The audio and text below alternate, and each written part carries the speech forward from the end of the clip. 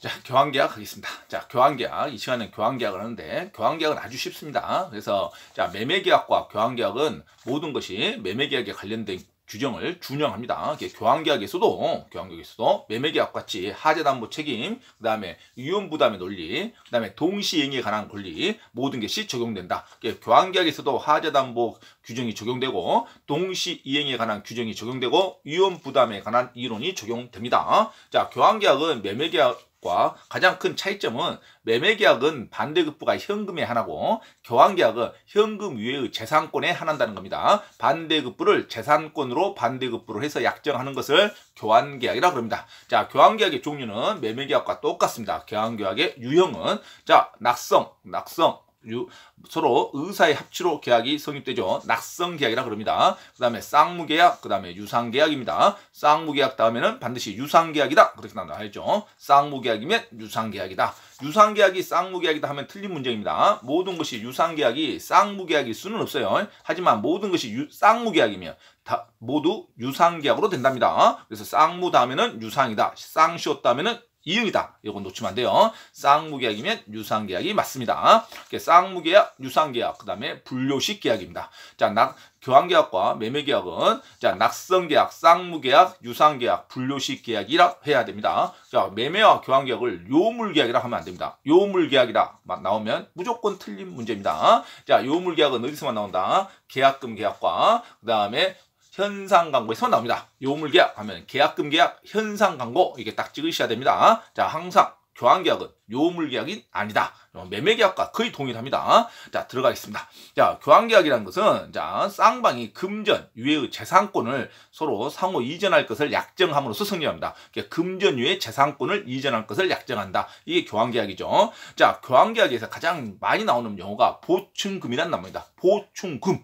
자, 교환계약은 서로 물물교환이라고 생각하시면 되죠. 자, 빌라와 그다음에 아파트 교환하려고 했는데 서로 가격이 또 안 맞답니다. 그러면 가격이 낮은 쪽, 가치가 낮은 쪽에서 돈을 좀 얹어서 계약을 성립시킬 수 있죠. 자, 여기서 돈을 좀 얹어서 그 계약을 성립시킨 것을 통으로 해서 그걸 교환계약이라고 합니다. 그러면 돈을 얹는 것을 보충금이라고 합니다. 당연하겠죠. 자, 돈을 좀 얹어서 주겠죠. 그래서 보충금에 대한 이것도 교환계약의 일종이다. 이렇게 가야 됩니다. 보충금 지급은 자, 보충금만 따로 매매계약이라 하면 안 됩니다. 보충금을 지급하는 것은 전체 가격을 맞추는 거죠. 그래서 이것을 전체로 교환계약이라고 합니다. 단 보충금 지급이 완료가 돼야 상대방도 동시이행이 되겠죠. 자, 그래서 보충금 지급도 전체 이행에 대한 문제로서 교환계약으로 들어간다. 자, 보충금 나오면 교환계약이다. 이렇게 해야지. 보충금만 따로 매매계약이다 하면 무조건 틀립니다. 자, 보충금에 대한 문제가 나옵니다. 자, 금전의 보충 지급에 하는 경우 자, 당사자 일방이 재산권과 그 금전의 보충 지급을 약정했을 때는 금전의 보충 지급은 그 금전에 대해서도 매매 대금에 관한 규정을 적용한답니다. 매매 대금에 관한 규정. 그러니까 반드시 그 보충금도 교환계약 일종으로 이행을 해줘야 계약이 완료가 된다. 이렇게 해야죠. 보충금도 매매에 관한 규정을 적용하지 보충금을 매매계약이라 보면 안 됩니다. 전체를 무슨 계약이라고 한다? 교환계약이다 본다. 이렇게 해야죠. 자, 교환계약의 법적 성질이죠. 분료식 계약이죠. 그 다음에 낙성계약이죠. 그 다음에 쌍무계약, 유상계약이다. 이렇게 가야 되죠. 자, 그리고 교환계약도 매매계약과 같이 담보, 하자담보 책임 규정되고, 그 다음에 동시행관계 적용되고, 그 다음에 위험부담의 법리가 다 적용된다. 그러면 되겠죠. 자, 교환계약에 적용되는 규정에 계약 해제권도 있습니다. 자, 계약 해제권. 자, 계약 해제권도 똑같죠. 교환계약에서도. 자, 저당권의 행사죠. 저당권이 있다고 해서 계약 해제 사유가 되는 게 아니고, 가압류나 저당권이 계약 이후에 매도인의 등기부에 들어있다 해서 매수인은 바로 계약을 해지하는 게 아니라 잔금 때까지 기다려 봐야죠. 그래서 계약 이후에 가압류나 저당권이 설정됐다고 해서 이것은 계약 해제 사유로 본다 하면 무조건 틀린 문장입니다. 하지만 잔금 때 결과요. 저당권의 실행으로 자, 매수자가 소유권을 취득하지 못하게 될 경우는 그때는 이제 해제권을 행사할 수 있는 거죠. 자, 그래서 저당권의 행사로 소유권을 취득할 수 없을 때는 그때는 해제할 수 있다. 이렇게 가야 되죠. 단순히 가압류와 저당권이 등기에 있다는 이유만으로 계약 이후에 계약 체결 시 이후에 있다는 이유만으로 그것은 계약 해제 사유가 되지는 않습니다. 잔금 때 동시행으로 말소시키면 되죠, 매도인이. 자, 그래서 저당권 행사로 소유권을 이전할 수 없을 때에만 계약의 해제권을 발동할 수 있다. 자, 일방이 변제를 결의해서 저당권이 실행될 염려가 있어 상대방이 변제를 했답니다. 상대방이 대신 변제했다 이거죠. 자, 그럴 때는 그 교환계약은 해지할 수 있는 거죠. 그죠? 이미 교환계약으로서 의미가 없죠. 자, 일방이 변제를 결의했답니다. 그래서 저당권이 실행될 염려가 있답니다. 저당권 실행이라는 것은 경매가 진행될 염려가 있다고, 상대의 그 물건에.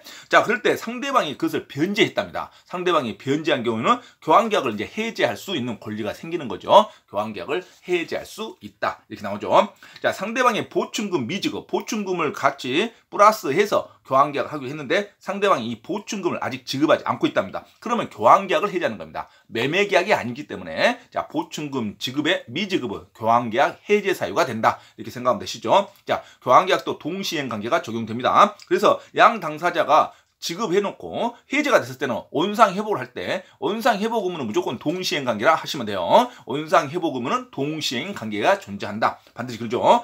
양 당사자의 계약이 해제, 교환계약이 해제된 경우 원상회복 의무는 동시행 관계에 있다. 그럼 맞는 말이죠. 위험부담의 법리도 교환 계약에서 적용됩니다. 위험부담의 법리라는 것은 원래 계약을 하고 나서 자, 매도인, 채무자죠. 자, 이행 등기 권리증을 줘야 하기 때문에 채무자라 그런다. 계약에 있어서는.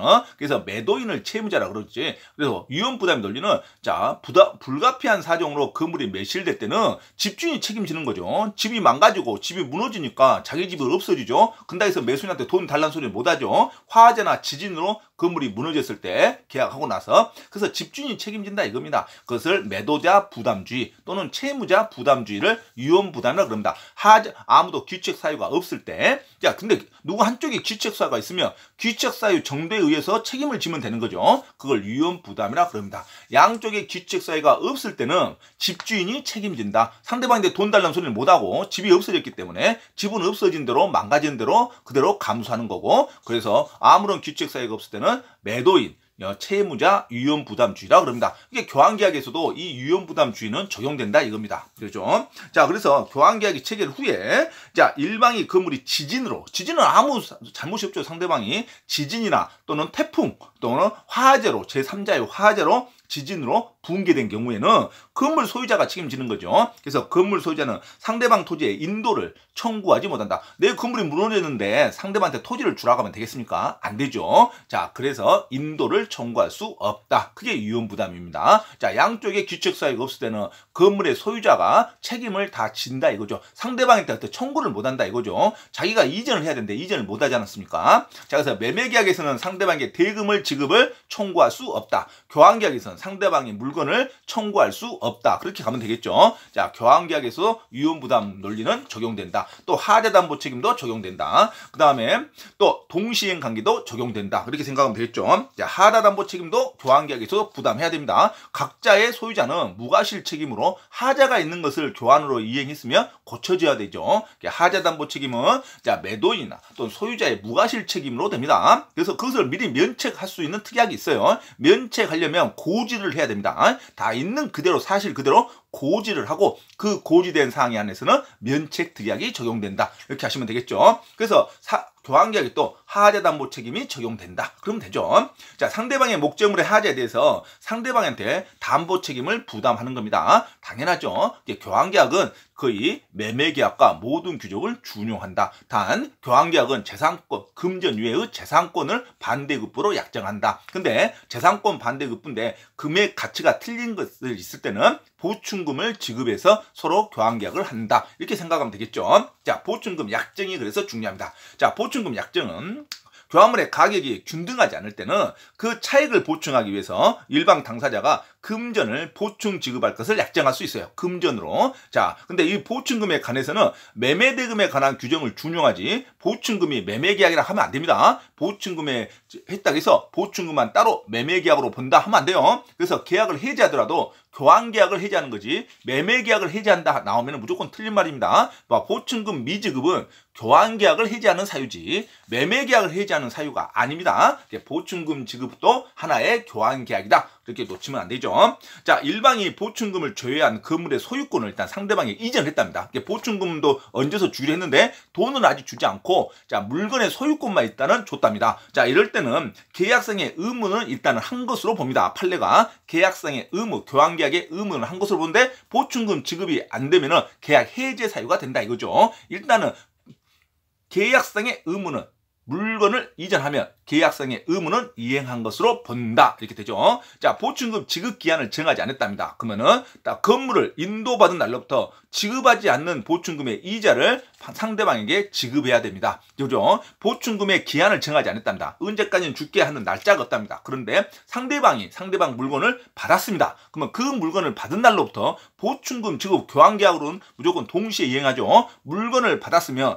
보충금 지급을 아직 안 했으면 그때부터 이자를 가산해서 줘야 된다. 이거죠. 상대방의 물건을 받았을 때는 그때부터 이자를 가산해서 줘야 된다. 이거죠. 보충금 지급 기한을 정하지 않았을 때. 그래서 보충금이라는 것은 하나의 금전이니까 금전을 지급하지 않더라도 물물 교환으로서 물건을 이전하면 일단은 이전한 것으로 본다. 의무는 이행한 것으로 본다. 단 그 보충금이 상당한 기간이나 날짜를 정할 때까지 지급되지 않으면 이자를 가산해야 되고 또 그것이 계속 지연되고 있으면 계약 해제 사유가 된다. 무슨 계약 해제 사유? 교환계약 해제 사유가 된다. 이렇게 생각하면 되죠. 자, 보충금의 지급을 매매계약이라고 생각하지만 않으면 중개사 시험에서 거의 통과가 됩니다. 자, 보충금 지급은 무슨 계약의 해제 사유다? 교환계약의 해제 사유다. 이렇게 생각하면 되죠. 자, 시가의 고지. 이거 아주 중요합니다. 교환계약에서는 시가의 고지는 자, 사기죄로 취소 사유가 되지 않는다. 이게 시험에 아주 많이 나오죠. 어디서? 취소 사유에서. 자, 취소 사유는 차고 사기 강박에 해당하죠. 차고 사기 강박은요. 취소 사유인데 자, 그중에 사기는요. 기망을 말합니다. 고의성으로 상대방의 고의로 상대방의 기망을 해서 이득을 취하려는 고의가 있는 게 사기입니다.